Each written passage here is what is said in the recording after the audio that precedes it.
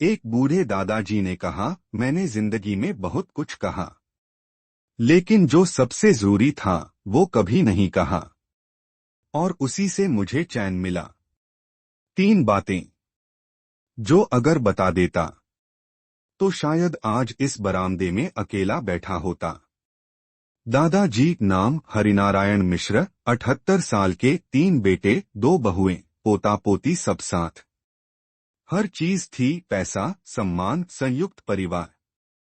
लेकिन एक दिन गांव के एक तपस्वी साधु ने दादाजी से कहा, बुजुर्ग पेड़ हो जाते हैं, अगर फल गिरते हैं तो सब झपट लेते हैं, लेकिन अगर पेड़ जड़ से उखड़ जाए तो कोई नहीं संभालता। दादाजी ने बच्चों में बराबरी से जमीन बांट दी, बहुओं को गहने दे दिए, लेकिन एक गलती की।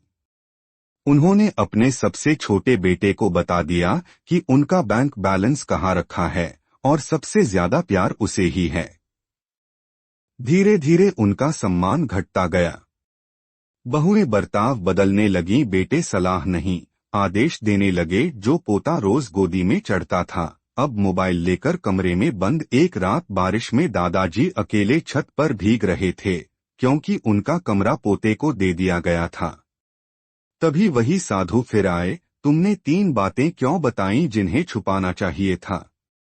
1. कितना पैसा है? 2. कौन सबसे प्रिय है? 3. वसीयत कहाँ रखी? दादाजी रोते हुए बोले, मैंने सोचा प्यार बढ़ेगा। साधु बोले, प्यार से ज्यादा जरूरी है सम्मान, और सम्मान तब आता है जब रहस्य बना रहे। दादाजी साधु के कहे अनुसार सब कुछ वापस ले लेते हैं। कानूनन अब सब बेटों से समान दूरी, बैंक बैलेंस का जिक्र किसी से नहीं, वसीयत बदल दी और सबको समान रूप से दिया, लेकिन बताया किसी को नहीं। धीरे धीरे फिर से सम्मान लौटता है, बहुएं सेवा करने लगती हैं, पोता फिर से गोदी में आता है। अगर आप चाहते हैं कि बुढ़ापा शांति से बीते तो 3 बातें अपने तक रखें। 1. आपके पास कितना बचा है? 2. किससे सबसे ज्यादा लगाव है? 3. वसीयत कहाँ है और किसके नाम है? कभी कभी चुप रहना ही सबसे बड़ी समझदारी होती है।